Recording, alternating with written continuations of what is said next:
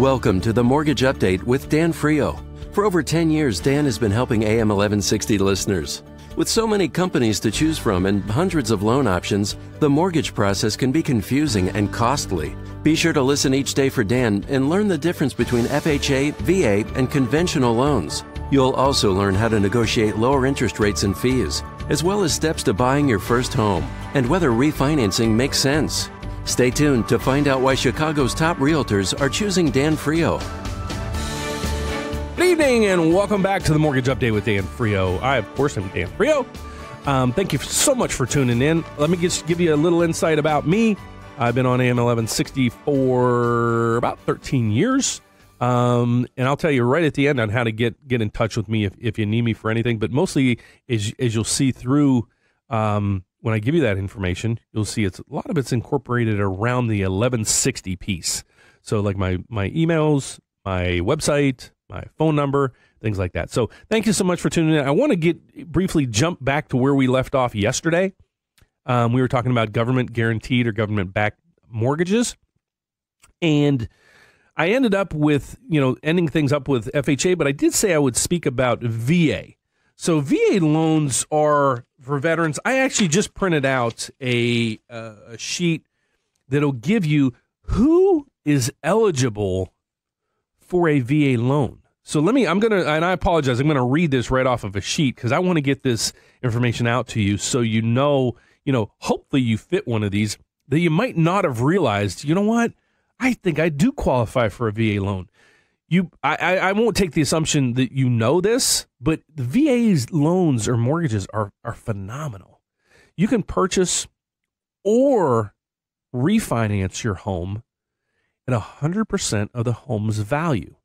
So let's say you want to buy a house. I mean, the math is simple behind that, but let's just go through it. You want to buy a home, 100% financing. So you don't have to put down anything. You buy a $100,000 home, you have no down payment. So the biggest piece of this is there's no what they call PMI. PMI is a mortgage insurance premium that applies to loans when you normally do not put down 20% down on the home. So meaning you can finance 80% of the home's value. So VA does not have any monthly PMI. That could possibly save you $100 to $200 a month. That's huge. So let me read over what qualifies a person for a VA loan. Let's see. For a VA home loan purposes, a veteran is a person who has served on the active duty in the Army, Navy, Air Force, Marines, or Coast Guard, and who was discharged or released from active duty under conditions other than dishonorable. In general, the following criteria apply.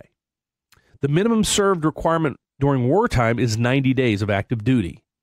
The minimum service required for a peacetime period is 181 days of continuous active duty. The veteran must have been discharged or released from active duty under other than dishonorable conditions. Veterans who served less than their minimum required period may be eligible if discharged because of service-connected disabilities. And I'm going to recap. I'm going to go back to some disabilities here in a second because there's some extra benefits. God bless you if you did get hurt or injured in war. There are some benefits for you even in the mortgage side of things. Members of the Reserve or National Guard who are not eligible for loan guarantee benefits are eligible upon completion of 6 years of service in the selected reserve, or upon discharge from the reserves of the National Guard because of service-connected disabilities before completing 6 years. The unmarried surviving spouse of an eligible service member who died as a result of services connected injuries may also be eligible. So those are people eligible for a VA loan. So now let's say you said, okay, Dan, I fit one of those. Awesome. How do I qualify, or what are the qualifications? So I'm going to go back and recap some of the things because they're very similar to the FHA guidelines that we went over yesterday. So minimum credit score is 580. There are exceptions that you can get down to 550. So if we have, if you want to contact me, we pull your credit and it's a 570, I'm still going to try. I flip over every rock I can to see how I can help you. So that's your credit scores. You need to have some substance of credit. If you don't have any credit, so a lot of times people call and say, Dan, I don't have a credit score. Well, it's kind of odd that somebody doesn't have a credit score. So, many times that person will say, I have no credit, never had any credit, and this and that. So then we'll pull the credit and I'll be darned, there's credit there. There's some medical collections, there's this, there's that. In most cases, it's bad. But if you truly don't have any credit, so there's no credit score, there's nothing there, you can still get help. Okay. I'm going to go over bankruptcies, foreclosures. Those are also minimalized, meaning you could be 2 years out of a bankruptcy as well as 2 years out of a foreclosure. Okay, so let's recap things. You can have a 580 credit score, 2 years out of bankruptcy, 2 years out of foreclosure. You can get 100% financing to buy or refinance a home.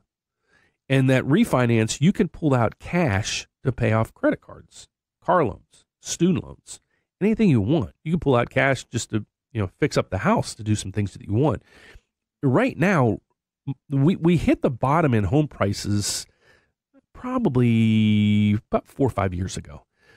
Now values are starting to go up. So if you took out a VA loan, 5, 6 years ago, you probably have equity in your home if you're looking to do some things.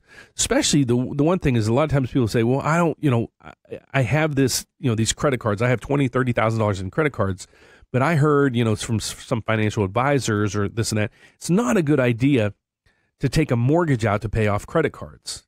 Well, do the math. So let's do it this way. I'm not looking to put you into more debt. I'm looking at how can you be a better steward of your monies? So we narrow it down. You have a $100,000 mortgage. You have $30,000 in credit cards. Those credit cards are tiered at one is an 18% interest rate, one's at 21, one's at 23, and one's at 28. You can get on a mortgage. You can get, and I'm just throwing this number out there. So it'll be I'll give you a range. You're going to get between a 4 and a 6% interest rate, probably in the middle there somewhere. What is better for you? Would you rather pay interest at an 18% rate, a 21% rate, up to 28%? Or would you rather pay an interest rate of 4, maybe 5, maybe 6? Also, let's throw another piece in this. The interest that you pay on the mortgage is tax deductible.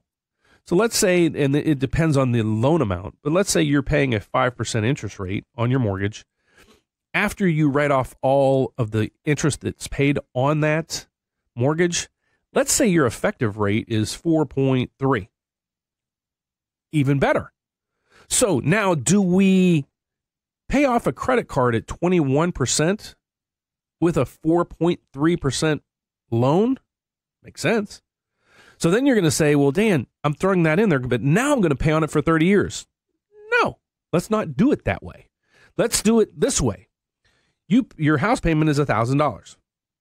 Your credit card bills of the $30,000, you're paying, and hopefully you're not just paying minimally a month, but let's say you're just paying a minimum a month of, you have 4 cards, and each one of those is $200. I'm just throwing a number out there. So we got 4 cards at $200 a piece. That's $800.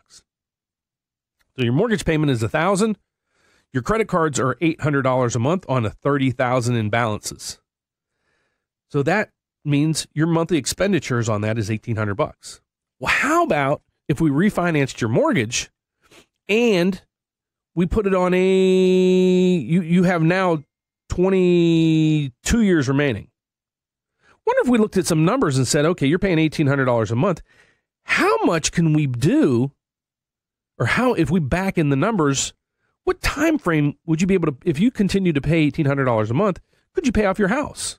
You might be surprised. You might be able to pay it off in 15 years. Well, if you're making the minimum monthly payments on your credit cards, you're probably going to be in that for 12 to 15, 18 years anyways.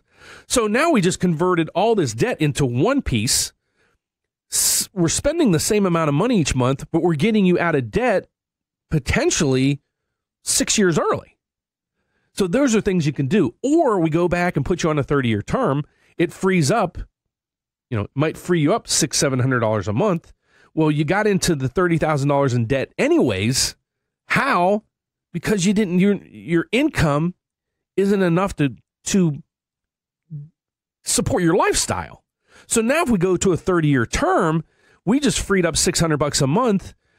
Put some in every month. Put some in reserve, and then let's say put $300 a month in reserve, and send in an extra $300 on that payment. Now you might drop that 30-year payment down to a 23-year payment.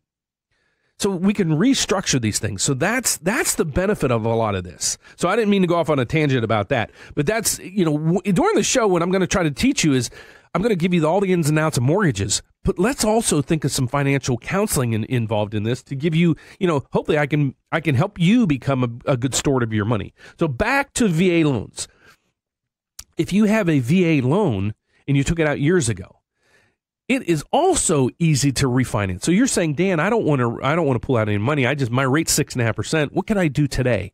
Again, a VA loan it's called to refinance it easily without an appraisal, income, without a lot of stuff, is called an IRRRL. Basically, we just take your current mortgage, we flip it into today's rates, rewrite the loan for you, and you're good to go. So thank you so much for listening to this section. When you come back, we're going to go over the new subprime programs. Don't turn off your dial, because this might fit if you're business yourself, you're an investor, have a lot of rental properties, you just had some glitches on your credit. These are going to be areas where it might be very helpful to you. So please stay tuned. I'll be right back.